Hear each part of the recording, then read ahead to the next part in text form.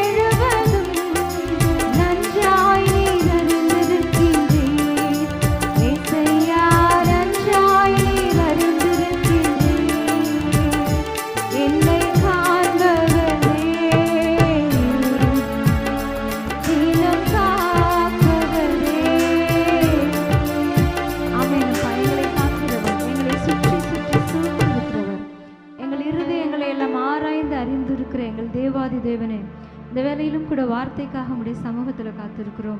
வார்த்தை என்ற மன்னாவில் எங்கள் ஆத்மாவை திருப்தியாக்குவீராக. எங்களோடு பேசுங்க ராஜா.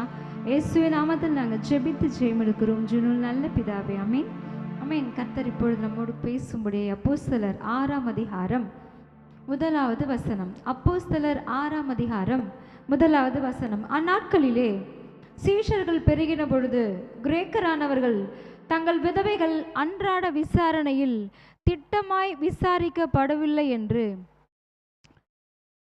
ஆமென், அவங்களுக்குள்ள என்ன ஆயிடுச்சுன்னா அங்கே விரோதமாய் முறுமுறுக்கிறாங்க. எபிரேயருக்கு விரோதமாய் முறுமுறுத்தார்கள். ஆமென், அல்லேலூயா. இது நமக்கு பரிச்சயமான வேத பகுதி தான். அப்போ என்ன ஆயிடுச்சுன்னா, அப்பொழுது 12 சீஷர் கூட்டத்தை வரவழைத்து, நாங்கள் தேவ வசனத்தை போதியாமல் பந்தி விசாரணை செய்வது எங்களுக்கு தகுதி அல்ல. ஆமென். இந்த நாட்களிலும் கூட நம்ம தியானிக்க போகிற வார்த்தை என்னன்னா, ஒரு தேவ பிள்ளைக்கு எது தகுதி இல்லை, எது தகுதி. ஆமென். இங்கே அந்த 12 அப்போஸ்தலர்களும் சீஷர் கூட்டத்தை வரவழைக்கிறாங்க. ஏன் வரவழைக்கிறாங்கன்னா, அங்கே ஒரு விசாரணை வருது. என்னன்னா, அங்கே சீஷர்கள் பெருகின போது கிரேக்கரானவர்கள் தங்கள் விதவைகள் என்ன செய்யப்படலை, அன்றாடம் சரியாக அங்கே விசாரிக்கப்படலை. அவங்களோட பந்தி விசாரிப்பில் அவங்க சரியாக விசாரிக்கப்படலை. அதான் அவங்களுடைய முறுமுறுப்பு. அதனால் இவங்க கூட்டத்தை கூட்டி சீஷர்கள்லாம் வரவழைத்து அவங்க சொல்கிற காரியம் என்னென்னா, நாங்கள் தேவ வசனத்தை போதியாமல் பந்தி விசாரணை செய்வது எங்களுக்கு தகுதி அல்ல. அல்லேலூயா. அப்போஸ்தலர்கள் சொல்கிறாங்க, அப்போது நாங்களோ ஜெபம் பண்ணுவதிலும் தேவ வசனத்தை போதிக்கிற ஊழியத்திலும் இடைவிடாமல் தரித்திருப்போம் என்றார்கள். அல்லேலூயா. எங்களுக்கு கொடுக்கப்பட்ட ஊழியம் என்னன்னா, ஐ நாங்கள் தேவ வசனத்தை போதிக்கிறதிலும், அதுதான் எங்களுக்கு தகுதியாக இருக்கும். அதை விட்டுட்டு நாங்கள் பந்தி விசாரணை செய்வது எங்களுக்கு தகுதி அல்ல. அதனால் ஒன்று செய்யுங்க, இந்த அபிஷேகம் பெற்ற நல்ல நற்சாட்சி பெற்ற 7 பேரை நீங்கள் தெரிஞ்சுக்கோங்க. அவங்கள என்ன செய்வோம், இந்த பந்தி விசாரணைக்காக வைப்போம். நாங்கள் என்ன செய்யணும்னா, எப்பொழுதும் நாங்கள் போதிக்கிறதுலையும் வேத வசனத்தை நாங்கள் போதிக்கிறதுலையும் ஊழியம் செய்கிறதுலையும் நாங்கள் ஜெபம் பண்ணுறதில் இடைவிடாமல் தரித்திருப்போம். இதுதான் எங்களுடைய தகுதி. அல்லேலூயா. இன்றைக்கு கூட ஒரு தேவ பிள்ளைக்கு எது தகுதினா, கர்த்தருடைய வேதத்தில் பிரியமாக இருந்து இரவும் பகலும் அவருடைய வேதத்தில் தியானமாக இருக்கிற மனுஷன் பாக்கியவான். அதுக்கு முந்தின வசனம் நமக்கு நல்ல மனப்பாடம். துன்மார்க்கருடைய ஆலோசனை நடவாமல், பாவிகளுடைய வழியில் நிற்காமல், பரியாசக்கார உட்காரும் இடத்துல உட்காராமல். அல்லேலூயா. அப்போ ஏன் பாவிகளுடைய வழியில் நிற்க கூடாது? ஏன்னா பாவிகள், வசனம் நீதிமொழிகள் 1:19 எழுதப்பட்டிருக்கு, என் மகனே பாவிகள் உனக்கு நயம் காட்டினாலும் நீ அவனுக்கு சம்மதியாதே. அல்லேலூயா. அப்போ அன்றைக்கு ஆதாம் ஏவாள் காலத்தில் சர்ப்பம் தந்திரமுள்ளதாக இருந்து ஏவாளை தந்திரமாக என்ன செஞ்சிச்சு, வஞ்சிச்சிச்சு. ஸ்திரீயானவளை மீறுதலுக்கு உட்பட்டாள் என்று வசனம் எழுதப்பட்டிருக்குது. அப்போது வஞ்சிப்பான். அந்த பழத்தை பார்க்க வச்சான், அதை இச்சிக்க வச்சான். அது பார்வைக்கு அழகாக இருக்குது, அதை புசிக்கிறதுக்கு இன்பமாக இருக்குன்னு சொல்லி அதை சொல்லி கொடுத்தது யாருன்னா இந்த சத்துரு தான். சர்ப்பத்தின் ஆவி, சர்ப்பம் தான். அல்லேலூயா. அது தந்திரமுள்ளதா இருந்தது. அதே போல தான் இன்றைக்கும் கூட என்ன செய்யப்படும்னா, பாவிகள் நயங்காட்டுவாங்க. அவங்க வழியில நம்ம நடக்கும்படி. துன்மார்க்கனுடைய ஆலோசனையில் நடக்கக்கூடாது. ஏன்னா துன்மார்க்கனுக்கு முடிவு மரணம்னு எழுதப்பட்டிருக்கு. அல்லேலூயா. பாவிகளுடைய வழியும் எழுதப்பட்டிருக்கு. பாவத்தின் சம்பளமும் மரணம். ஆமென். அப்போ நம்ம எப்படி, நமக்கு ஒரு தேவ பிள்ளைக்கு எது தகுதி? அல்லேலூயா. வேத வசனத்தை படிக்கணும். நேரம் கிடைக்கும் போதெல்லாம். நமக்கு இந்த பூமியில் அநேக வேலைகள் உண்டு. அல்லேலூயா. நமக்குரிய வேலைகள் உண்டு. அதான் வசனம் இருக்கு, ராயனுக்குரியதை ராயனுக்கு, தேவனுக்குரியது தேவனுக்கு. ஆமென். இந்த உலகம் ராயன் போல அதற்குரிய காரியங்கள் உண்டு. அதையெல்லாம் முடிச்சிட்டு மீதி இருக்கிற நேரம் நமக்கு உண்டு இல்லை? ஆமென். அந்த நேரத்தில் நம்ம என்ன செய்யணும்னா, வேதத்தை வாசிக்கணும், ஜெபிக்கணும். நமக்கு அநேக பாரங்கள் உண்டு. நம்ம தேசம் எப்படி போயிட்டுருக்கு, எப்படி தத்தளிக்குது, எல்லாமே ஒரு தேவ பிள்ளைக்கு தெரிஞ்சிருக்கணும். ஆமென். தெரிஞ்சிருக்கு. அல்லேலூயா. அதான் வசனம் இருக்கு, இந்த காலத்தில் நீ மௌனமாக இருந்தால் யூதனுக்கு ரட்சிப்பு வேறு வழியாய் வரும். எஸ்தர் ராஜாத்திக்கு சொல்லப்பட்டது, இந்த காலத்தில் நீ சுகபோகமா சந்தோஷமா வாழ்ந்தா, அங்க சுவிசேஷம் சொல்லாம ஆமீன் தவித்து கொண்டு இருக்கிறாங்களே. ஆமீன். எஸ்தர் ராஜாக்கு சுவிசேஷம் இல்லை, தன்னுடைய ஜனங்கள் அழைக்கப்பட போறாங்க. அதற்குரிய நாள் நியமிக்கப்பட்டாயிற்று, எழுதப்பட்டாயிற்று, தீர்ப்பும் எழுதப்பட்டாயிற்று. ஆமீன். அப்போ அதற்கு அந்த ராஜாத்தி என்ன செய்யணும்? அதை எப்படியாவது ஜனங்களை காப்பாற்றணும்னா அதற்குரிய முயற்சியை எடுக்கணும்ல. ஆமீன். அல்லேலூயா. அதுதான் அவளுக்கு தகுதி. ஆமேன். அதனால தான் அவளுக்கு அந்த ராஜ்ய மேன்மை. இன்றைக்கி கூட தேவ பிள்ளைகளாகிய நமக்கு இந்த அப்பா பிதாவே என்று கூப்பிடத்தக்க புத்திர சிவிகார ஆவி எதற்குன்னா, 10ஓட 11 இருக்கிறதுக்கு அல்ல. நம்மளை ஒரு விசேஷித்தவர்களாய், விசேஷித்த ஆவி உடையவர்கள். ஆமேன். தானியேலோ என்றால் விசேஷித்த ஆவி உடையவன். அவன் 3 வேளையும் பலகணிகள் திறந்திருக்க ஜெபித்தான். அல்லேலூயா. தாவீது 7 முறை ஒரு நாளைக்கு துதிச்சான். ஐ அவர்களெல்லாம் சரித்திரம் என்ன எழுதப்பட்டிருக்கு? உயர்த்தப்பட்டார்கள். அவர்களெல்லாம் இன்றைக்கு சாட்சியாக இருக்கிறார்கள். அப்போ நம்ம வாழ்க்கையிலையும் நமக்கு என்ன தகுதினா, இந்த வேதத்தை வாசிக்கணும். இந்த வாயினால் அநேக வீண் பேச்சுகளை நம்ம பேசுகிறோம். அதை நம்ம என்ன செய்யக்கூடாது? பேசக்கூடாது. தேவையில்லாததை பார்க்கக்கூடாது, தேவையில்லாத கேட்கக்கூடாது. ஆமேன். அல்லேலூயா. ஆமேன். அதனால தான் தேவ பிள்ளை அவங்க சொல்கிறாங்க, அப்போஸ்தலர்கள், எங்களுக்கோ நாங்களோ வேத வசனத்தை போதிக்கிறதிலும் ஜெபம் பண்ணுவதிலும் ஊழியம் செய்வதிலும் இடைவிடாமல் தரித்திருப்போம். ஐ இதற்கென்று நீங்கள் என்ன செய்யுங்க? ஆட்களை நியமித்துக் கொள்ளுங்கள். அதுதான் தகுதி. இதற்கு ஓமையா நியாயாதிபதிகள் 9ஆம் அதிகாரத்தை மட்டும் நம்ம பார்த்து முடிக்கலாமே. நியாயாதிபதிகள் 9ஆம் அதிகாரத்தில் விருட்சங்கள், 9ஆம் அதிகாரம் 5வது வசனம், அல்லேலூயா, 8வது வசனம், விருட்சங்கள் தங்களுக்கு ஒரு ராஜாவை அபிஷேகம் பண்ணும்படி போய் ஒலிவ மரத்தை பார்த்து, நீ எங்களுக்கு ராஜாவா இரு என்றது. அல்லேலூயா. அப்போ விருட்சங்கள், மரங்கள்லாம் போய், இது ஒரு ஓமையாக சொல்லப்பட்டிருக்கு. அல்லேலூயா.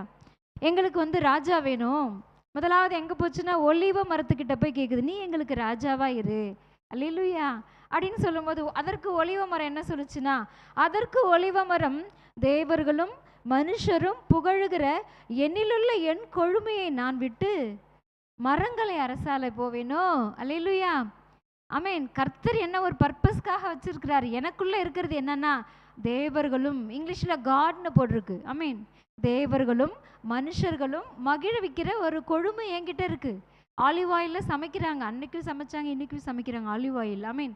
அப்படி ஒரு மருத்துவ குணம் உள்ளது. அல்லேலூயா. அப்படி ஒரு கொழுமையை, அப்படி ஒரு ஆசீர்வாதத்தை விட்டுட்டு நான் என்ன செய்ய மாட்டேன்? மரங்களை அரசால போவேனோ. அப்போ எனக்கு எது தகுதி?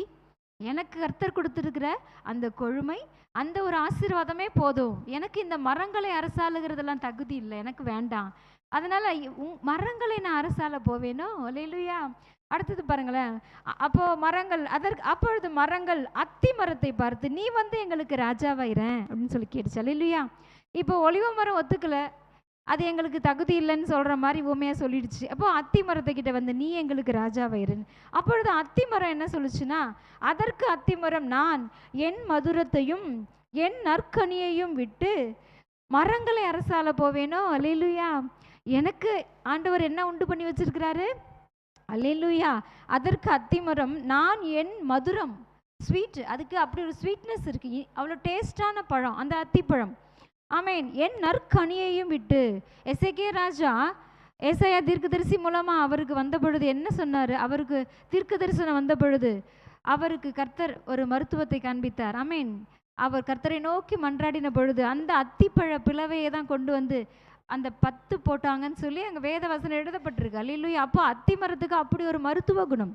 இன்றைக்கு கூட கேன்சர் வியாதியை குணமாக்குகிற ஒரு மருத்துவம் அந்த அத்தி பழத்தில் இருக்குது. அப்போ அந்த அத்தி மரம் சொல்லுது, என்னில் உள்ள அந்த ஸ்வீட்னஸ் மதுரத்தையும் நற்கனி, நான் நல்ல கனி, ஐ மீன் அதை விட்டுட்டு எனக்கு மரங்களை அரசால போவேனோ, அது எனக்கு தகுதியா? அல்லேலூயா.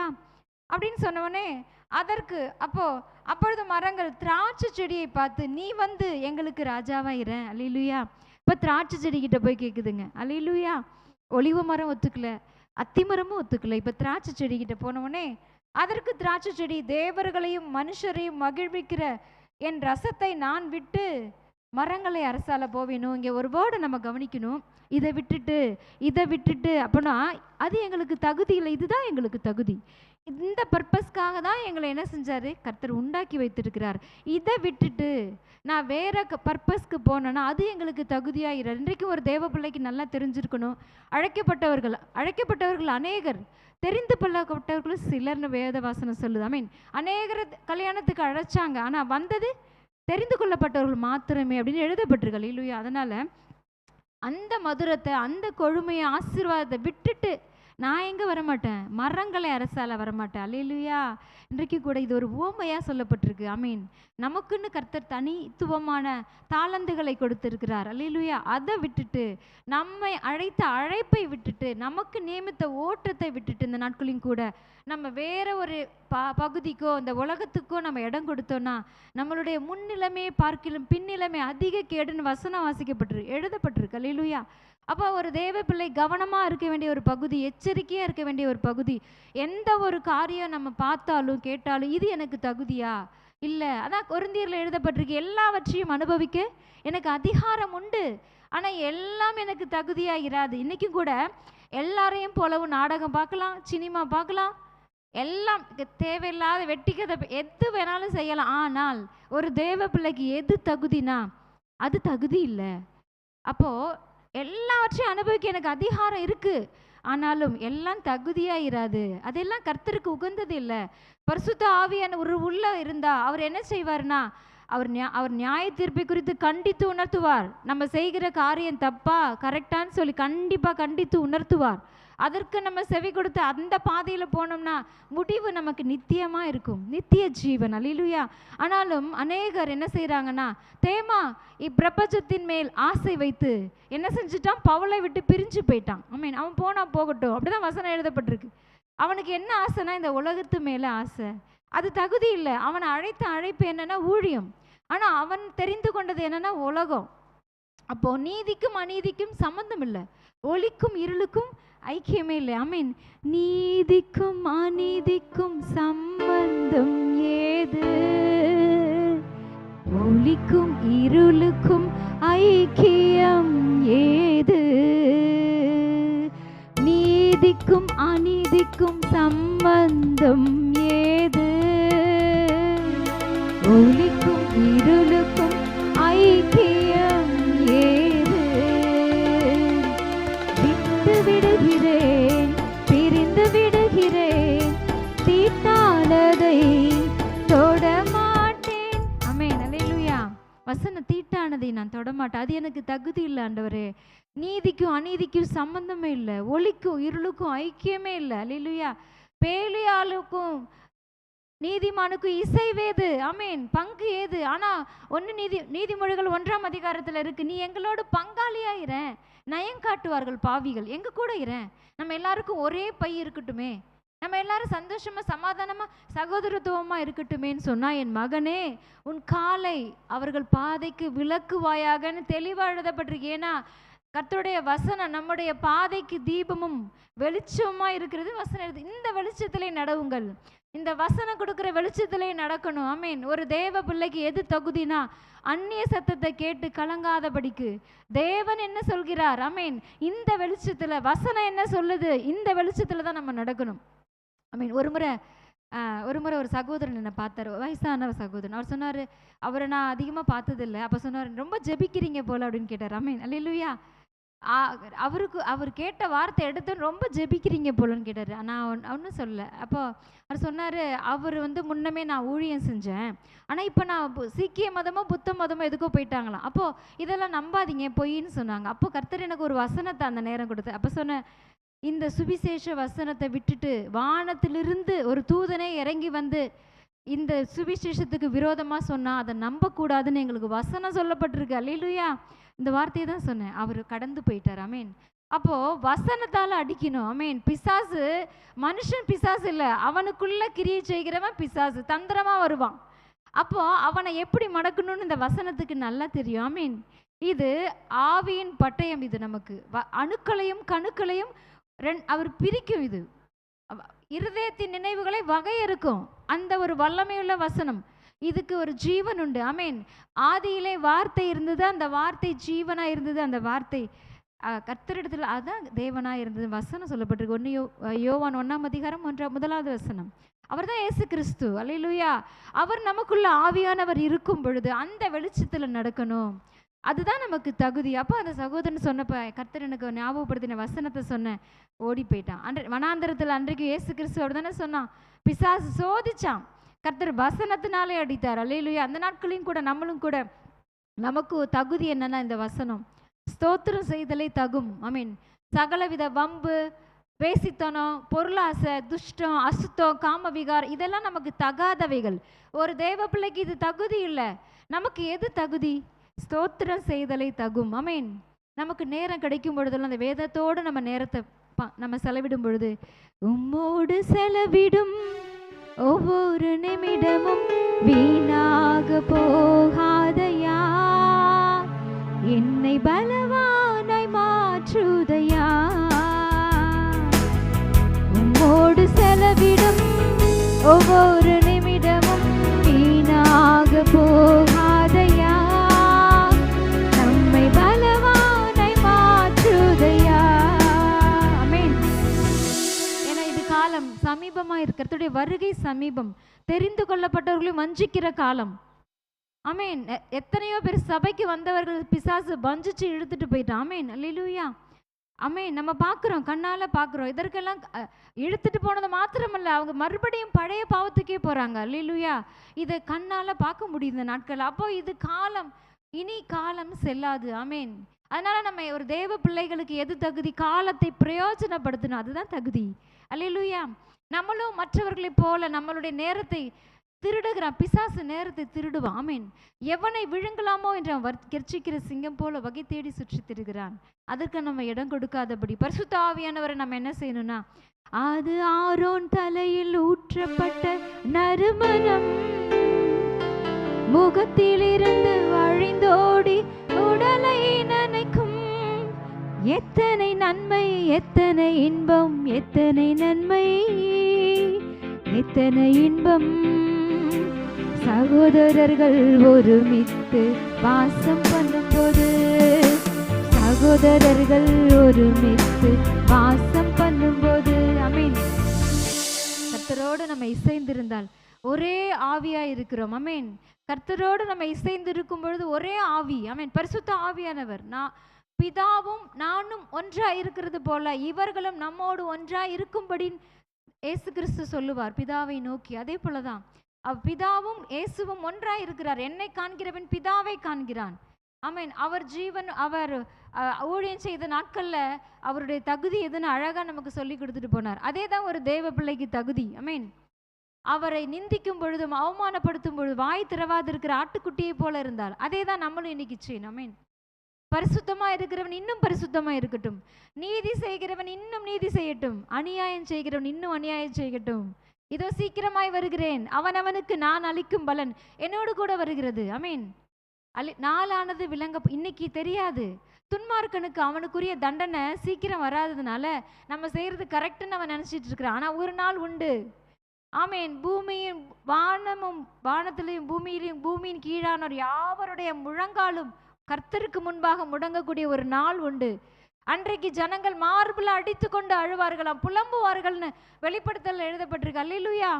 ஆண்டவரே எங்களை ரட்சிப்பீராக. அந்த புத்தி இல்லாத ஸ்திரீகள் வந்து ஆண்டவரே எங்களுக்கும் திறங்கன்னு சொல்லி கடைசி நேரத்தில் வந்து ஆமென். அவர்கள் தட்டுனது போல ஜனங்கள் இந்த நாட்கள்ல அவருடைய வருகையின் பொழுது புலம்புவார்கள், மார்பில் அடித்து கொண்டு புலம்புவார்கள். ஐயோ, எத்தனையோ பேர் சொன்னாங்க, நான் கேட்கலையே. ஐயோ, என் போதகத்தை நான் வெறுத்தேனே, என் போதகரின் சொல்லை நான் கேளாமலும் அவர் கடிந்து கொள்ளும் போது என் செவியை சாயாமலும் போனேனே, சபைக்குள்ளும் சங்கத்துக்குள்ளும் கொஞ்சம் குறைய எல்லா தீமைக்கும் உள்ளானேனே அப்படின்னு முறையிடுவாங்களாம். அல்லேலூயா. அந்த நாள் அது மப்பும் மந்தாரும் அந்த நாள் அது யாராலும் சகிக்க முடியாத நாள். நிறைய வேத புத்தக சிறிய தீர்க்க தரிசன வேதாகமும் பெரிய தீர்க்க தரிசன வேதாகமத்தில் தெளிவா திருஷ்டாந்தமா எழுதப்பட்டிருக்கு. ஆமீன். அப்போ ஒரு தேவ பிள்ளைக்கு என்ன தகுதி, இதுல என்ன எழுதப்பட்டிருக்கு, இதன்படி நம்ம நடக்கிறோமா, இதுல விட்டு நம்ம விலகி நடக்கிறோமா, அவர் சொன்ன நம்ம என்ன அழைப்புக்காக அழைத்திருக்கிறார். ஆமீன். கொரோனாவிலையும் நம்மளை வச்சிருக்கிறாரே, அல்ல இந்த தீபம் அணையாமல் எரிந்து கொண்டு இருக்கிறதே, முகாந்தாரம் இல்லாமல் கர்த்தர் எதையுமே வைத்திருக்க போறதே இல்லை. அல்லேலூயா. நம்மளுடைய பணி இங்கே முடிஞ்சிச்சுன்னா கர்த்தர் டேக் ஆஃப் ஆக்கிடுவார், நம்மளை எடுத்துடுவார். அல்லேலூயா. அப்போ நம்மளை கொண்டு செய்யக்கூடிய காரியம் இங்கே இருக்குது. அதனால் ஒரு தேவ பிள்ளை கவனமாக இருக்க வேண்டிய பகுதி, எச்சரிக்கையாக இருக்கணும், கவனமாக இருக்கணும், ஜெபத்தில் எப்பொழுதும் விழித்து இருக்கணும், ஆயத்தமாக இருக்கணும். ஆமீன். மற்றவர்களைப் போல குறை பேசி, அடுத்தவர்களை குறை பேசி, ஆமீன், நம்ம நேரத்தெல்லாம் வீணடிக்கக்கூடாது. ஆமீன். அப்படி இருந்தால் கர்த்தர் நம்மளை பயன்படுத்த முடியாது. அல்லேலூயா. நமக்கு எது தகுதி? ஆமீன். ஸ்தோத்திரம் செய்யணும். யார் என்ன சொன்னாலும் ஸ்தோத்திரம் ஆண்டவரே. என்ன நடந்தாலும் நன்றி ஐயா, யார் கைவிட்டாலும் நன்றி ஐயா, நன்றி நன்றி இடைவிடா நன்றி உமக்குத்தானே, இணையில்லா தேவன் உமக்குத்தானே, இணையில்லா நன்றி உமக்குத்தானே, இணையில்லா தேவன் உமக்குத்தானே. ஆமென். அதனால இன்னைக்கும் கூட இந்த அத்தி மரத்தை போல, இந்த ஒலிவ மரத்தை போல, இந்த திராட்சை செடியை போல, கடைசியா அந்த மரங்கள் என்ன தெரியுமா பண்ணுச்சான்? முட்செடிகள்கிட்ட போச்சான். அந்த முட்செடி என்ன தெரியுமா சொல்லுச்சான்? என் நிழலுக்கு வா அப்படின்னு சொல்லிச்சான். ஆமென். முட்செடியோட நிலைமை என்ன? அது அழிக்கப்படுவதற்கு கடைசியா சுட்டரிக்கப்படுவதே அந்த நிலைமை இல்லையா? சுட்டரிக்கப்பட்டுரும். அதுக்குதான் அந்த முட்செடி. நமக்கு தெரியும் முள்ளுங்கிறது சாபம். கர்த்தர் முல்லை உண்டாக்கவே இல்லை. மனுஷன் மீறுதலுக்கு உட்பட்ட பொழுது கர்த்தர் சபித்த சாபத்தினால வந்ததுதான் இந்த முள்ளு. இல்லையா? முள்ளையும் குறுக்கையும் உனக்கு முளைப்பிக்கும். கடைசியா அந்த மரங்கள் எல்லாம் போய் முள்ளு கிட்ட என்கிட்ட நிழல்ல வான்னு சொல்லிச்சு. ஆனா சங்கீதம் 91 எழுதப்பட்டிருக்கு, உன்னதமானவரின் மறைவில் இருக்கிறவன் சர்வ வல்லவருடைய நிழலில் தங்குவான். ஒரு தேவ பிள்ளைக்கு எது தகுதி? சர்வ வல்லவருடைய நிழல் தான் நமக்கு தகுதி. அந்த முள்ளோட நிழல்ல போய் நம்ம தகுதி இல்லை. ஐ பேலியாலோட இசைவு இல்லை. அதனாலதான் நம்ம ஜாக்கிரதையா இருக்கணும். தெரிந்து கொள்ளப்பட்டவர்கள் வஞ்சிக்கக்கூடிய காலமா இருக்கிறபடியால் நம்ம கவனமா இருக்கணும். நம்ம வாயின் வார்த்தைகளை குறித்து கவனம், நம்ம சிந்தனைகளை குறித்து கவனம், நம்ம பேச்சுல கவனம், நம்ம பார்வையில கவனம். எல்லாவற்றிலும் பரிசுத்தம் காணப்பட்டாதான். பரிசுத்தம் இல்லாமல் ஒருவனும் தேவனை தரிசிக்க முடியாது. நம்ம அந்த தேவனை தரிசிக்கணும், பரமகாணனுக்கு போகணும், பரிசுத்தம் தான் முக்கியம்.